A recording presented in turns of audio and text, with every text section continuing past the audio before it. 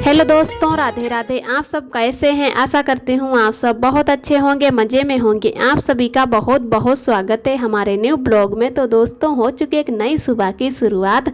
आज डेट है 9 अगस्त, दिन है शुक्रवार। तो सभी दोस्त हमारे अपने घरों में स्वस्थ और मस्त होंगे। ईश्वर से मेरी यही प्रार्थना है कि अपने जीवन में यूं ही आगे बढ़ते रहें और तरक्की करते रहें।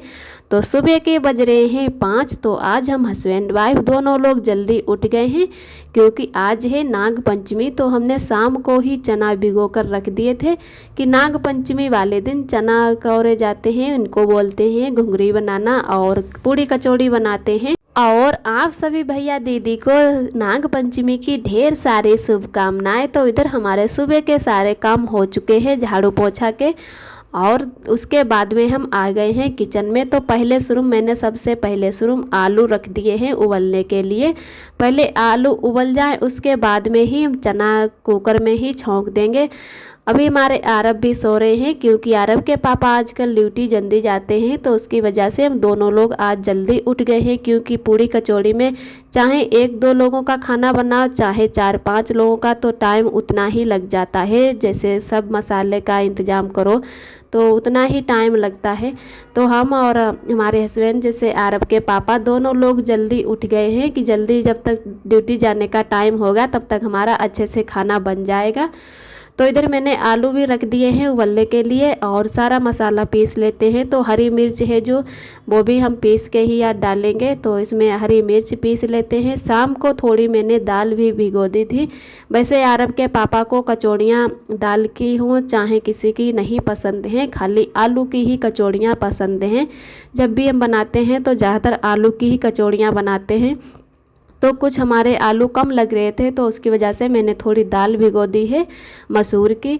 तो मसूर की दाल है जो समूची ही दाल थी, छिकल नहीं, लेकिन समूची वाली दाल थी। तो उसको है कि गांव में तो सिलवटने से हल्के हल्के पीस लेते हैं, उससे है कि अच्छे से हमारी कचौड़ियाँ बन जाती। नहीं तो वो कचौड़ियाँ जब बनाओ तो उसमें से है दाल निकलने लगती है। अगर समूची दाल से ऐसे बनाओ तो थोड़ी बहुत पीसने होती है। तो यहाँ पर भी मैंने मिक्सी से पीस ली, हल्की सी, ज़्यादा नहीं पीसी है।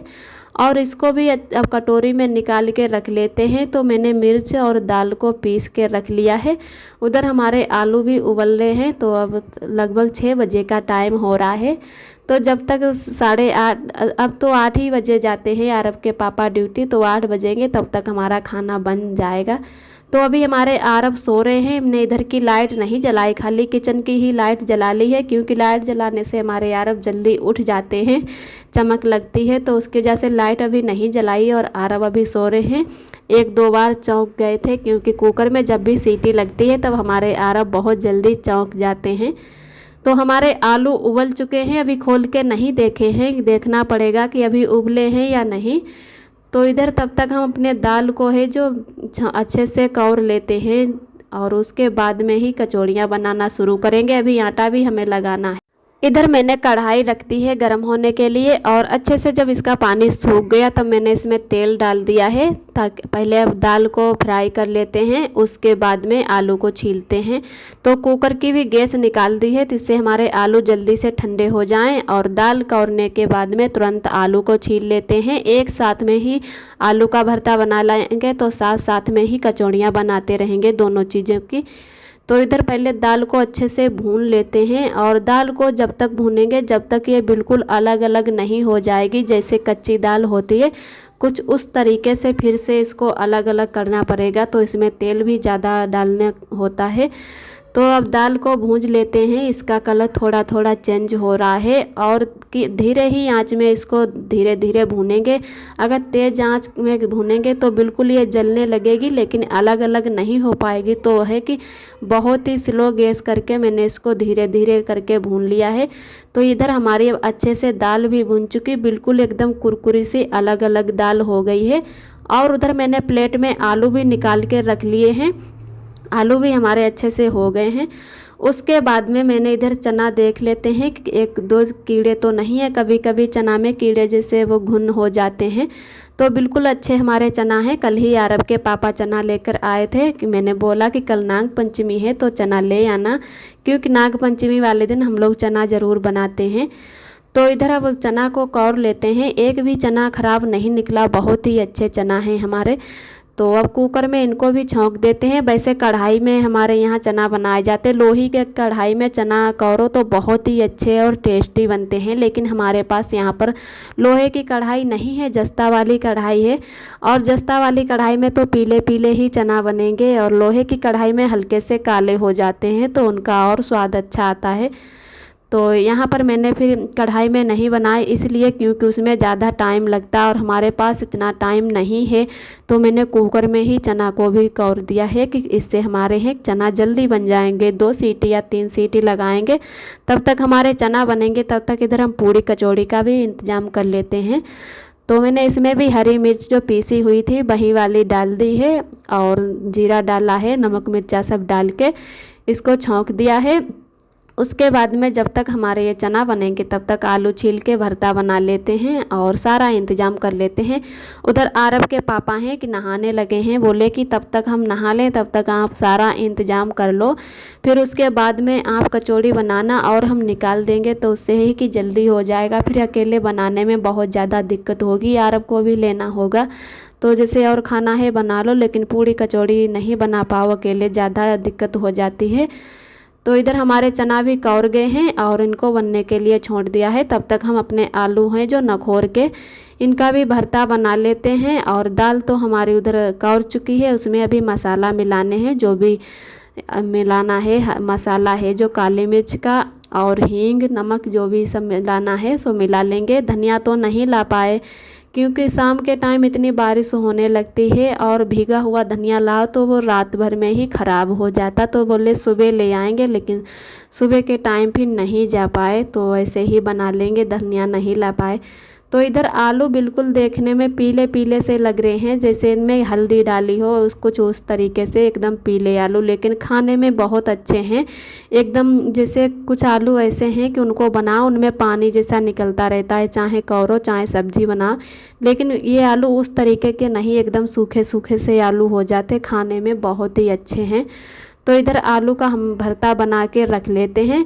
तो उसके बाद में ही आटा लगाएंगे, क्योंकि जो मसाला मिलाते हैं हरी मिर्च या कुछ, तो उसमें हमारे जो हाथ हैं उनमें मिर्चा लग जाएगा। अभी अरब को भी तैयार करना है, तो उसकी वजह से पहले हम इनमें जो मसाला है वही मिला के रख लेंगे, दाल में और आलू में भरता बना के अच्छे से रख लेते हैं। उसके बाद में ही आटा लगाएंगे। सभी लोग कहते हैं कि बाद में जैसे आटा लगाओ तो जो भी मिर्चा लगता है हाथों में भी छूट जाता है, क्योंकि अरब को तैयार करेंगे तो उसके काजल भी लगाना पड़ेगा, तो कभी कभी बच्चों को मिर्चा लग जाता है। और इधर हमारे चना भी बन चुके थे, तो चना में मैंने 3 सीटी से ऊपर लगा दी थी, तो हमारे चना तो बन गए हैं, लेकिन थोड़े थोड़े लग गए थे, तो कुकर को भिगो देते हैं। और चना मैंने परोस के बड़े टिफिन में रख लिए हैं और कुकर को सिंक में रख के भिगो दिया। इधर मैंने हींग को घोर लिया है। ये हींग हम अपने मम्मी के यहाँ से मतलब मायके से लाए थे, मम्मी ने हमें दे दी थी। वहाँ पर है जो हमारे मायके में सब लोग हींग ऐसी वाली ही खाते हैं। ये थोड़ी महंगी आती है, लेकिन इसका कुछ स्वाद अलग ही रहता है, सूखी वाली हींग नहीं हम लोग खाते हैं। तो यहाँ पर भी हम लेकर आए थे, जब यहाँ पर ये चुक जाएगी तभी हम मंगाएंगे दुकान से, नहीं तो यहीं वाली हींग हम भी खाते हैं। एक बार पहले आए थे हम बाहर, तभी हम यहीं वाली हींग लाए थे।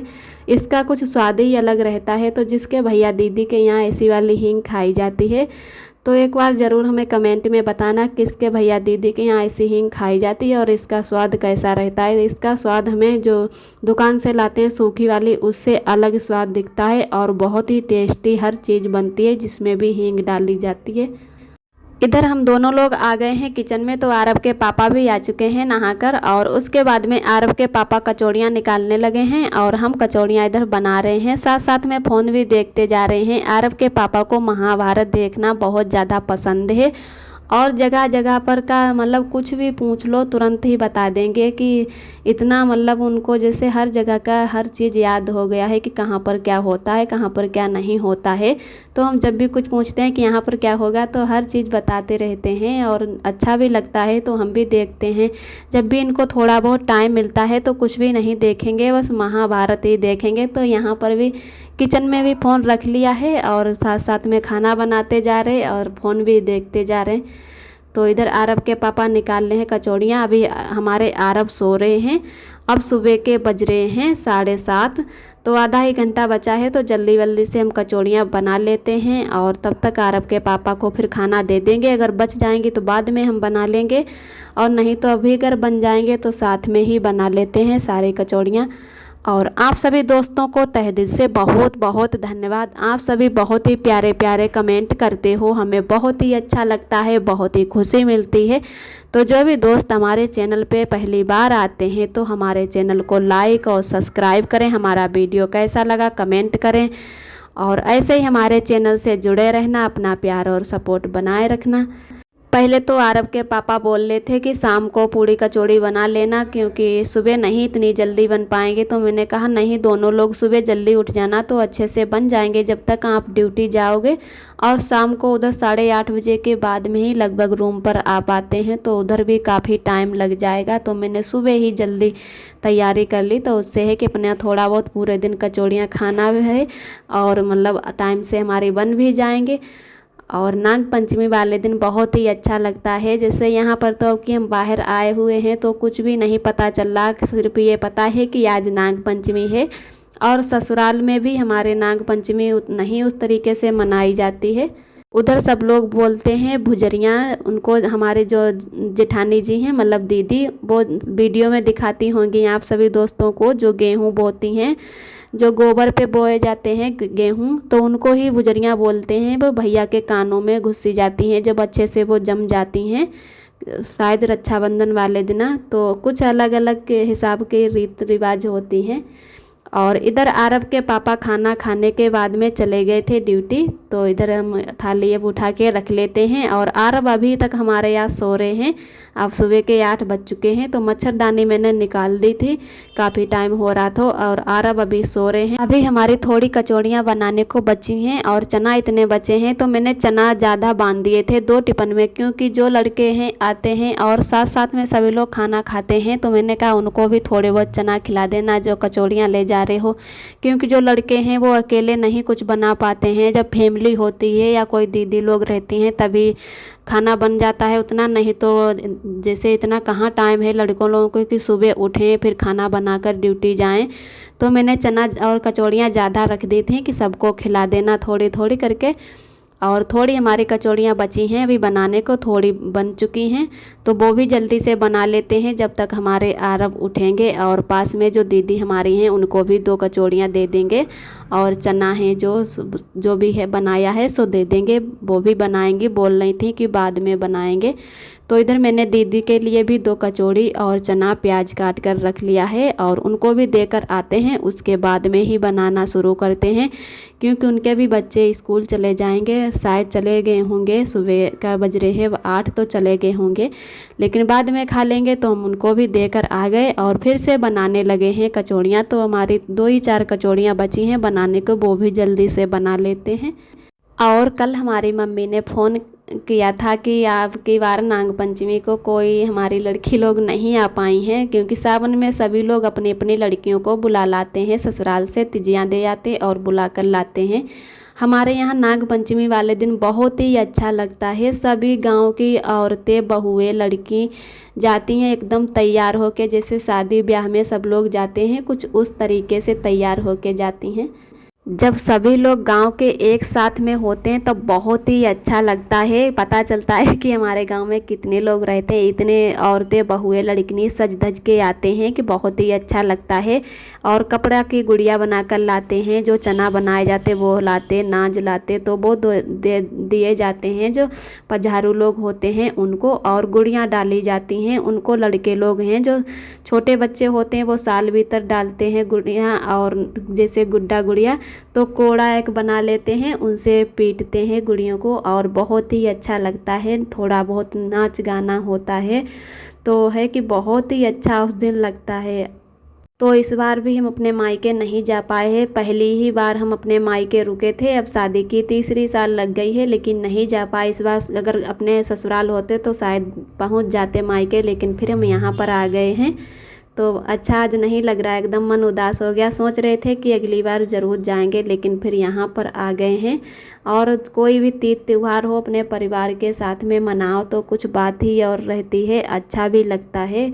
वैसे शहर कस्बा में तो पता ही नहीं चलता ज़्यादातर तीज त्यौहार। इधर हमारे यार अब चलना सीख रहे हैं धीरे धीरे और बार बार गिर जाते हैं, तो इन पर बेड पर ही चलाते हैं ताकि ये गिरें तो ज़्यादा चोट ना लगे। तो लगभग लग जाएगा, हमें लग रहा है महीना या 1.5 महीना, तब अच्छे से कहीं चल पाएंगे। अभी थोड़ा ही बहुत चलते हैं और डर लगा रहता है कि कहीं चोट ना लग जाए।